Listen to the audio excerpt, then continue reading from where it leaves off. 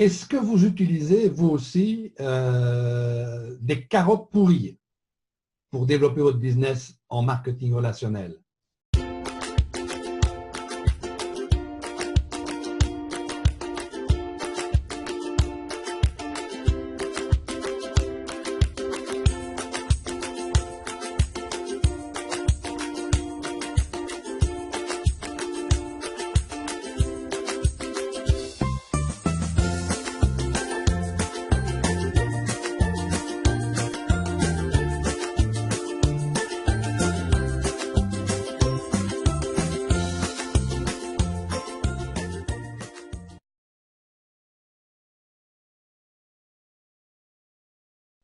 Bonjour, chers confrères, chères consoeurs. Euh, Capsule hebdomadaire, mais c'est difficile de tenir le rythme pour un presque vieux marketeur. La semaine dernière, je n'ai pas eu de capsule et pour le coup, je suis quand même toujours actif dans mon propre business de marketing relationnel.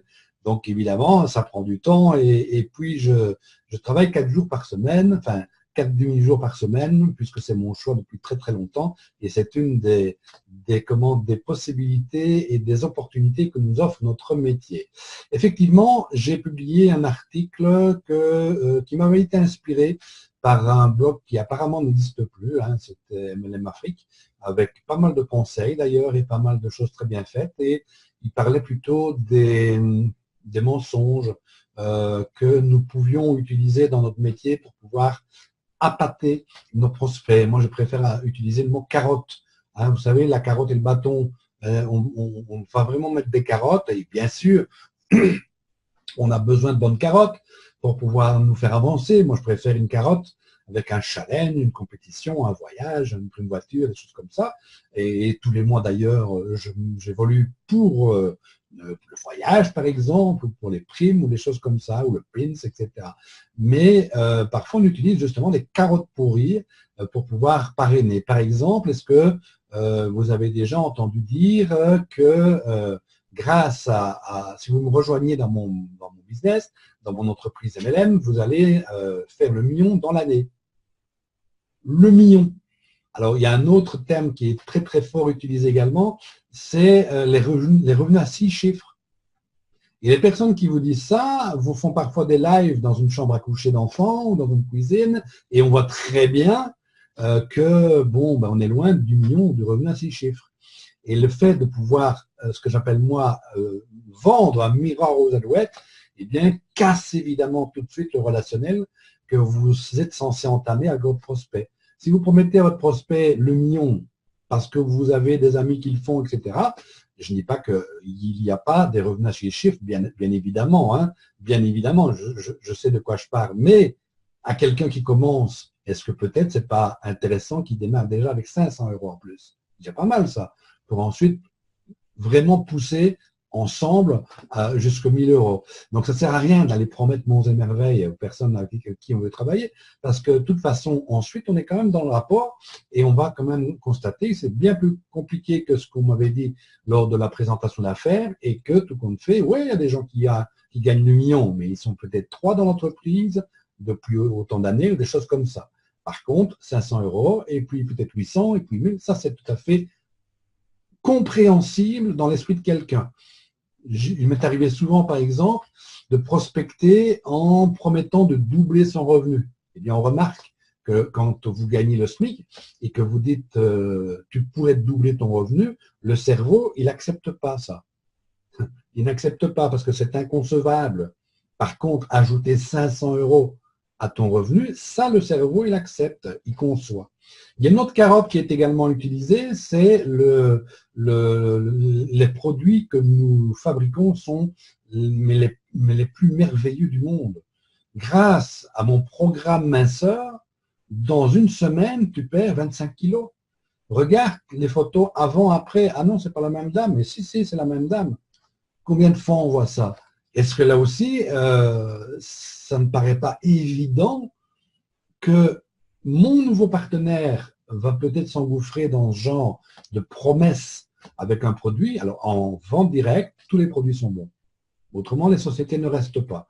Un produit vendu en vente directe, il est vendu avec le bouche à oreille. Il doit donc provoquer ce bouche-oreille. Donc, dans une grande majorité des cas, tous les produits sont bons.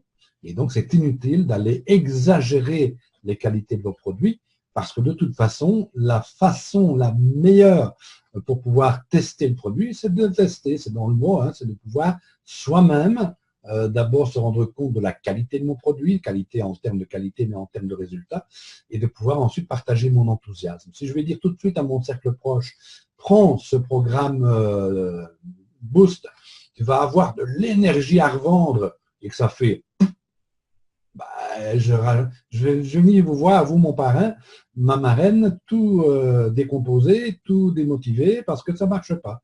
Il y a une autre carotte également qui est largement utilisée, c'est le plan de rémunération.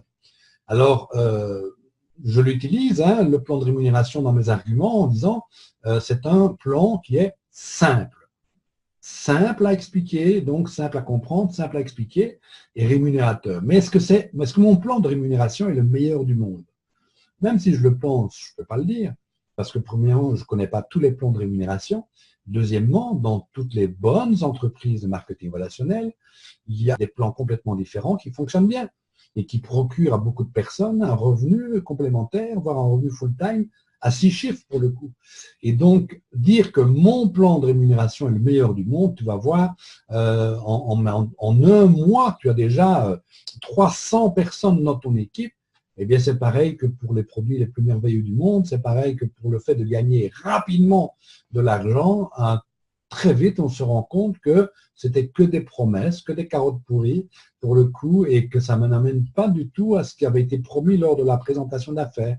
Donc, j'ai démarré par, parce que j'ai cru à mon sponsor, à ce qu'il me disait, mais je me rends compte que c'est de toute façon pas vrai, et en tout cas pas tout de suite, et que c'est beaucoup moins facile, beaucoup moins merveilleux que ce qu'il m'avait dit. Et est-ce que le reste de ce qu'il me dit est vrai également, ou est-ce que c'est encore une fois de la poudre aux yeux? Et puis l'autre carotte qui a été également évoquée dans ce article que vous retrouvez sur Formation en direct, c'était tu peux démarrer sans argent.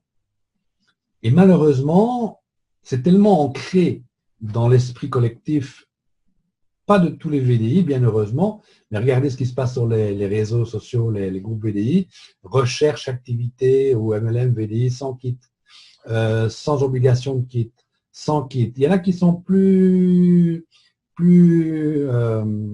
conscients de la réalité, qui demandent avec un kit peu cher. OK. Mais qu'est-ce que vous voulez démarrer sans kit? C'est quoi un kit? C'est démarrer, par exemple, allez, si je prends le cas de mon parrainage, c'est 10 € plus une commande au choix. Une commande au choix de 1, 2, 10, 20 produits. Hein. Mais comment voulez-vous démarrer avec un papier? Comment voulez-vous expliquer à quelqu'un qui va démarrer avec 10 € si vous ne lui avez pas expliqué qu'au départ, il faut quand même qu'il s'investisse un petit peu? Il va se déplacer, il va téléphoner, il va peut-être acheter du matériel, il va devoir acheter des produits pour consommer et ensuite faire consommer. On ne peut pas dire à quelqu'un, tu vas démarrer un business, gagner des revenus à 6 chiffres et ça va juste te coûter 10 €. Ce n'est pas vrai.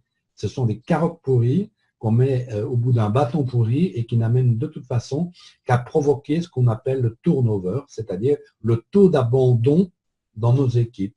On peut ralentir, on ne peut pas l'effacer, ça n'existe pas. J'ai rencontré dans ma carrière des personnes qui créaient une entreprise, qui pensaient tout savoir, qui n'avaient jamais fait de vente directe, qui se sont cassés la figure, mais qui voulaient éliminer complètement le turnover grâce à des stratagèmes et des idées en or. Ça n'existe pas, il y aura toujours des abandons. C'est comme ça fait partie de notre métier. Mais on peut le diminuer et on peut l'accélérer. Et en utilisant comme ça cette carotte pourrie, on accélère le taux d'abandon parce que mon partenaire qui a joint, parce que je lui ai menti, parce que j'ai exagéré les choses, parce que je lui ai promis mon émerveil, je lui ai fait miroiter des choses, ben, il ne va pas continuer à travailler ni dans l'entreprise, ni avec moi. Il va donc abandonner très vite parce qu'il va se confronté à la réalité des choses, alors que sans non plus noircir le tableau, si j'avais utilisé les bons arguments, les vrais arguments, eh bien là, je ralentis le turnover. Il y a des chances que mon partenaire continue un bout de chemin avec moi. Bye bye, bon business.